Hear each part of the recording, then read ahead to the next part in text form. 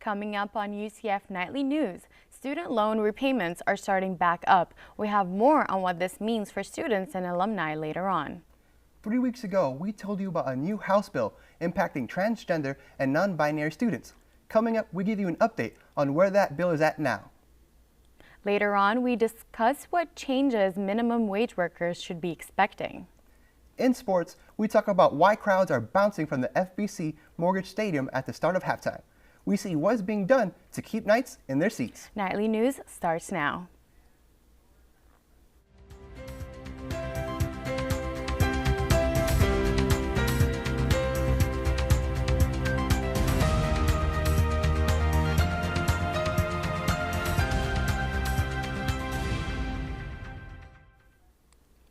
Good afternoon and welcome to Nightly News. I'm Afraa Naamani. And I'm Collado, and today's Friday, October 6, 2023. Federal student loan payments are resuming this week. Some borrowers are having to make payments as early as this month. Nightly News reporter Amy Diaz tells us what current students can do to prepare for payments in the future. After a 3-year hiatus due to the COVID-19 pandemic, student loan repayments are starting up again. This comes after the Supreme Court shot down the Biden administration's plan earlier this year to cancel up to $20,000 in loans for eligible borrowers. While students have 6 months after graduation on average before having to make a payment, Bazley Mayotte, president of the Institute of Student Loan Advisors, says that may not be the case for everyone. For most people, it's going to be after graduation, but if you took time out of school, your loans could come due before you graduate. Her biggest advice to current students: pay now, save later. To try to make some payments while they're in school, even if it's just the interest that's accruing, that's going to save them a lot of money in the long run. James Haft, a UCF sophomore, says a lot of students didn't think this would happen. I think that's unfortunate because they think that the loan's going to be forgiven after that's what's promised by Biden and their policies, but. Mayotte says that is a common misconception among students and graduates. There's a lot of people that assume that everyone's going to get some sort of loan forgiveness, and that couldn't be further from the truth. The vast majority of borrowers are actually going to end up paying their loans in full. UCF said in a statement to Nightly News that students should visit studentaid.gov for more information on their loans. In Orlando, Amy Diaz, UCF Nightly News. The Biden administration announced a new repayment plan earlier this week. Bazley Mayotte recommends students contact their loan server to discuss their options moving forward. A group of transgender and non-binary individuals filed a lawsuit on September 29th, challenging the now-passed law House Bill 1521. The law prevents individuals from using restrooms that don't align with their biological sex. College of Democrats hosted a Drag Him Out event on Monday to discuss the recent anti-LGBTQ+ laws Governor Ron DeSantis has passed this year. The college invited Florida House Representatives Anna Escamani and Rita Harris, along with LGBTQ+ activists, to call for reform and change. If we can get them mad that LGBTQ people are visible in our public schools and not shunned and pushed into a closet, if we can get them to be mad about these things, we can get them mad about gender-affirming care. A walkout is happening this Saturday in downtown Orlando, protesting anti-LGBTQ+ laws that Governor Ron DeSantis has passed this year. Over 1,000 protesters are expected to attend, and they say their goal is to protest their erasure. House Bill 1521 has stirred lots of controversy in Florida after its passing as a law in May, while Florida's Board of Education passed it as a rule in August. Plaintiffs are claiming the law is unconstitutional and filed a lawsuit. Some plaintiffs refused to comply with the law, which exposes them to being arrested, while others will not risk it and use non-affirming restrooms, according to the lawsuit. Florida House Representative Escamani says these policies affect already marginalized communities, especially on campuses where diversity should exist. It really matters to students because it impacts the environment on your campus when it comes to inclusivity. And the legislature can take away one group's personal freedoms and rights, they can take away anyone's. The plaintiffs filed the suit against 11 defendants, including Orlando Police Department's Chief of Police, Eric Smith, and Orange County Sheriff, John Mina. The lawsuit asks a judge to block the enforcement of the law before the walkout on Saturday. Violators could be faced with charges of criminal trespassing in public buildings' restrooms. A week ago, Florida's minimum wage went up to $12 per hour. The $1 raise is a part of a 5-year plan which would make minimum wage $15 by 2026. Nick Miguel, a sophomore in computer sciences at UCF, works part-time at the Publix deli where minimum wage was increased. Miguel says the raise, although small, will have a big effect in daily finances. The extra dollar or so that we made before inflation was bad, I think it does make a big difference. I think it'll help make people live less paycheck to paycheck, and it'll actually push the businesses to make their jobs more meaningful than just throwing more workers at a problem. According to the United States Congress Joint Economic Committee, Florida's inflation rate is up by 6%. The wage will be increased to $13 on September 2024. The development of a new advanced DNA computer at UCF is underway. This computer will be able to check for different signs of diseases inside the body, microscopically analyze and promptly fix them. Nightly News reporter Cassandra Wilkins introduces us to the team behind this innovation. Dmitry Kolpashikov, a UCF chemistry professor and lab group overseer, says that DNA computers will match the efficacy of existing drugs while offering better accuracy and affordability. He also emphasizes their potential to rival doctors in decision-making capabilities. The DNA computer basically makes decisions for a doctor. There is no need for expertise.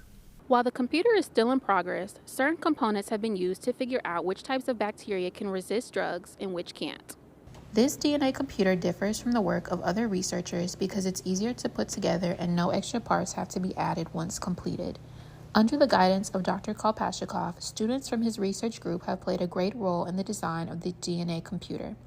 Andrea Bardales, a PhD research student, says she helped construct the DNA nanorobots which diagnose and treat the body. But using DNA as a chemical molecule to engineer tools that could have a biomedical impact, that was like a click on me that you can do something more with that molecule. According to Bardales' research, scientists have found that many diseases are caused by lots of small issues in our genetics. DNA computers will be able to give us genetic clues about certain diseases. In the future, DNA computers will be part of tiny machines that can go inside our cells and fix problems as they appear. In Orlando, Cassandra Wilkins, UCF Nightly News. Future DNA devices like these can be used to help diagnose and treat diseases like cancer, infections, and genetic problems. 20 years ago, the Recreation and Wellness Center was founded, but the end of its growth is nowhere in sight. The executive director, James Wilkening, helping founded the RWC back in 2003, has witnessed its growth firsthand. Originally, the RWC only had 26 clubs. Today, that number has nearly doubled with over 46 recognized sports clubs. Wilkening says he believes a lack of funding will soon cause a problem. The overall cost of doing business has gone up substantially, and we don't have any more funding for that. He plans to host fundraisings and to see if any donations can be made to help keep the RWC afloat. However, despite this, the RWC is no stranger to success with over 16 national championships. The RWC still has the same mantra. Whether you're new to our sport or a veteran at it, there's always a place for you here. We are officially a few weeks into fall, and I have to say I haven't felt much October weather yet. Have you, Ray? I agree. I can't wait to break out my comfy jackets, but Florida fall is making it kind of difficult. Weather anchor Leeann Figueroa is live now outside of the Nicholson School of Communication. Leeann, tell us what the weather's looking like. Can I bust out my sweaters? Hey, Ray. So unfortunately, you can't bust out the sweater just yet. It is super toasty out here. We're currently sitting at a nice 86 degrees. It has since changed in the past few minutes. We're actually going to peak at 87 degrees as of 4 o'clock this afternoon. We're also going to peak for a 40% chance of rain roughly around 4 o'clock. But after that, we're going to see a dip in temperature down into the early 80s for the evening, as well as a 0% rain chance. So if you have some weekend plans, you'll be able to go there and not have a jacket, not have an umbrella, and it'll be a great time. So if we want to go ahead and take a look at what's going on campus right now, we see people, they're walking to their classes, they're riding their spin scooters, and they're overall just enjoying how sunny and great of a day that we're experiencing. We got some wildlife out there, see those really cute ducks, and we're going to go ahead and give you some more details about a cold front that is going to be rolling into Central Florida this coming weekend, Sunday evening. I'll give you some more details about that later on in the show. Back to you, Ray and Afraa. Coming up after the break, we take a look at a new addition to the SpaceX Falcon 9 rocket, also how this is teaching us more about moon cycles. Plus, we introduce to you UCFPD's newest shining star. Luna the therapy dog has stolen the hearts of everyone here at Knightly. Indeed, she did. Later on, we talk about the end of an era for vaccine cards. We'll have more on what this means after the break.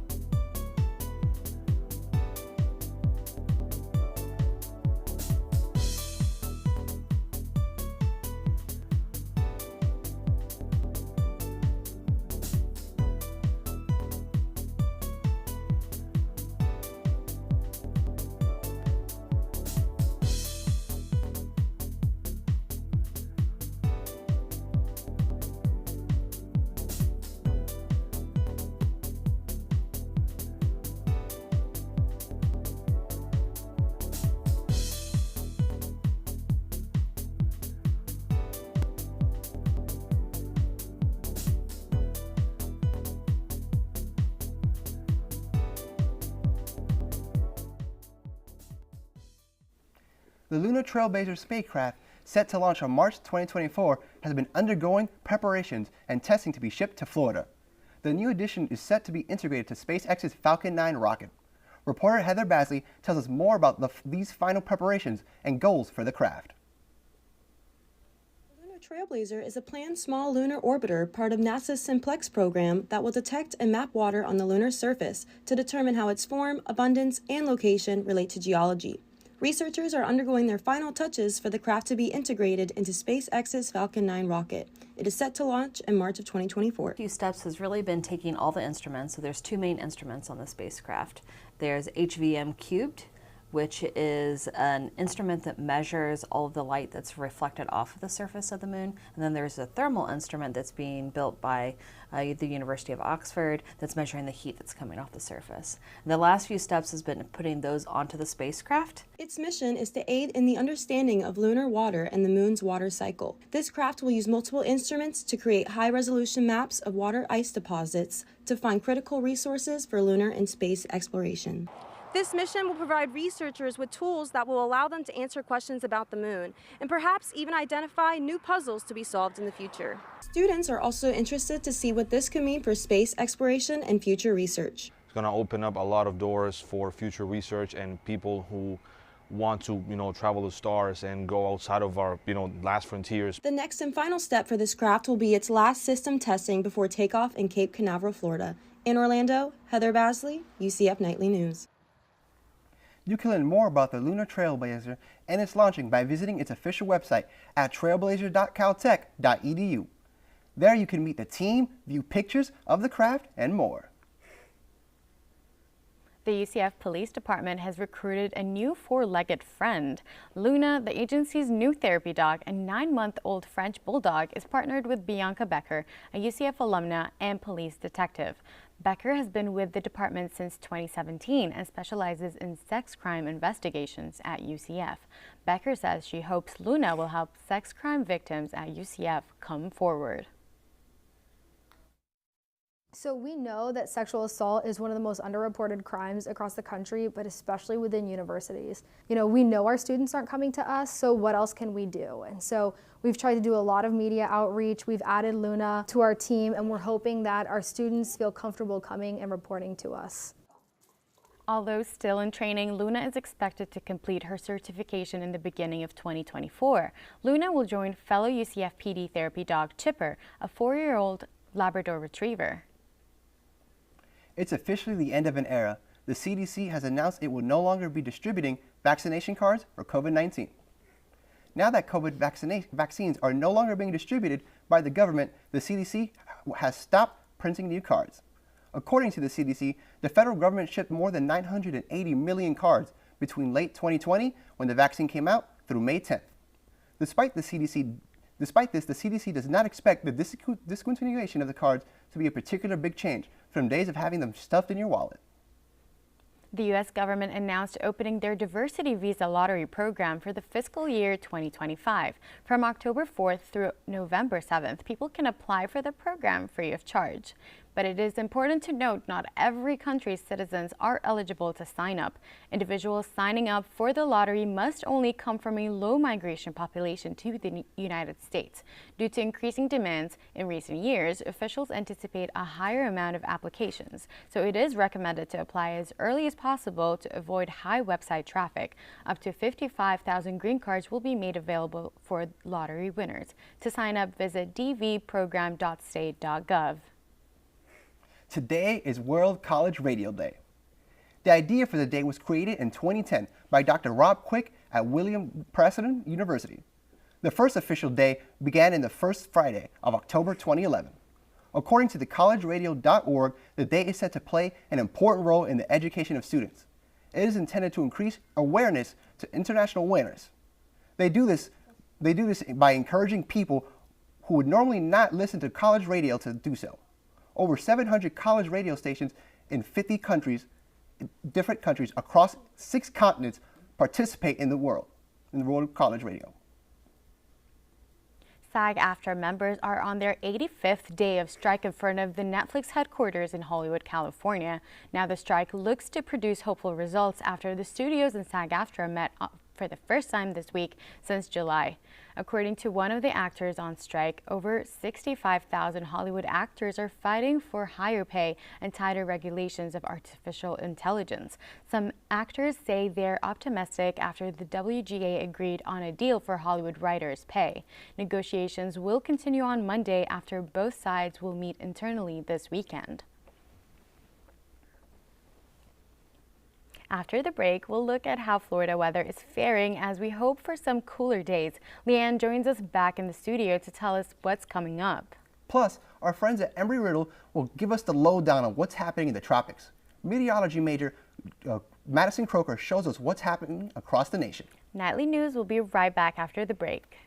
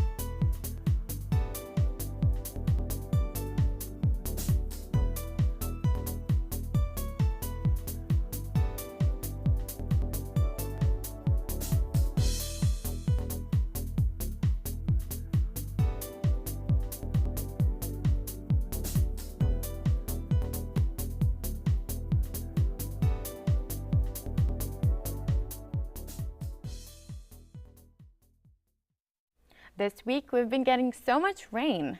I know, I had to carry my umbrella with me everywhere recently. Earlier, Leeann showed us what the weather was looking like outside. Now let's go back to Leeann here in the studio. Welcome back, Leeann. What are the conditions looking like across the state?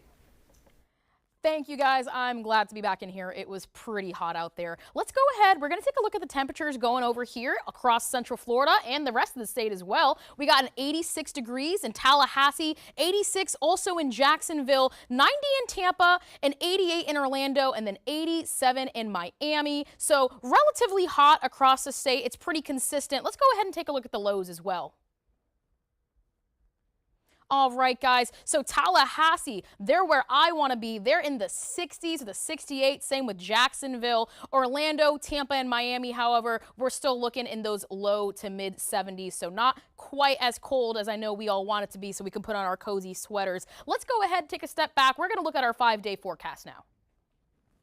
All right, our 5-day forecast. So Saturday is going to be a sunny, hot, 90 degrees. Great day to go to the beach, maybe go to the theme parks as well. Moving into Sunday and Monday, we're in those low 80s. And then also for Tuesday and Wednesday, same thing with those low to mid 80s. Now, guys, what I mentioned earlier in the show, we are finally going to have our first ever cold front of the season. It's going to be rolling around in rolling in at Sunday evening-ish. That's going to bring in those 60-degree temperatures, and we're finally going to get to wear some cozy sweaters and some good clothing for winter. I'm going to go ahead. I'm going to throw it back to Afraa and Ray. Thank you all so much. Have a great day.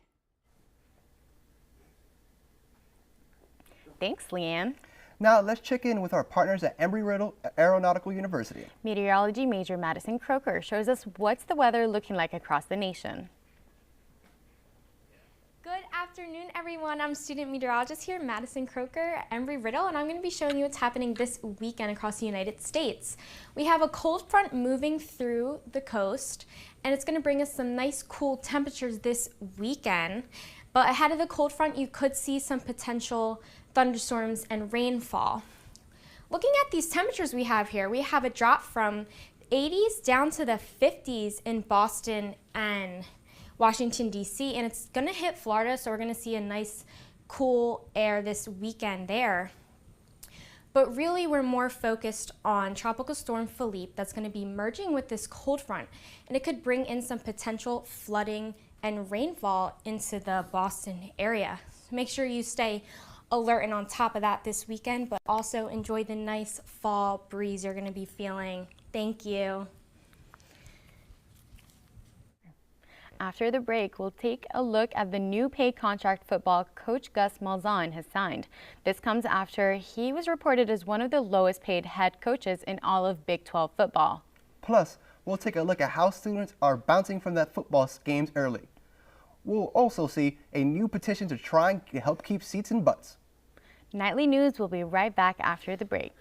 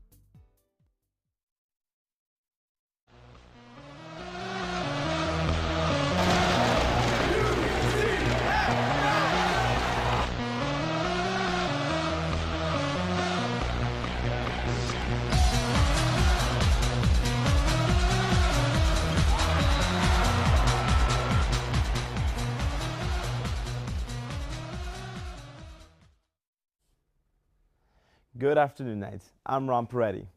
Gus Malzahn has signed a new contract with UCF that lasts through 2027. Just days ago, USA Today released data showing Gus Malzahn as one of the lowest earning coaches in the Big 12 Conference. But now Malzahn's salary will increase to $5.5 million in 2026 and 2027. This increase will more than double Malzahn's current salary of $2.3 million. Vice President and Director of Athletics Terry Mohajer says UCF has a bright future with Gus Malzahn at the reins. UCF held the first Big 12 home opener on Saturday against Baylor. Those who attended said students were quick to leave after halftime. It was reported that more than half of UCF students left early, leaving the bleachers empty. According to students, the afternoon heat and the overall loss were the reasons why fans left. Elijah Vieira is an alumni who comes to every game. He says students need to stay for the team. It's just a little bit discouraging to see kind of what just happened against Baylor and to see kind of the hype around Big 12 and to see more people than I've ever seen at games like Kent State and Villanova, but then they bail by the third quarter. So it's like bittersweet. They created a petition after the game to bring awareness to students leaving. The petition was received positive feedback and has over 60 signatures. Now that's all I have. Back to you, Ray and Afraa. That's our time for right now. Thanks for joining us. If you got a story idea for us that you want us to know about, send it our way. You can reach us at nightlynewsucf@gmail.com. Thanks for watching and have a good day.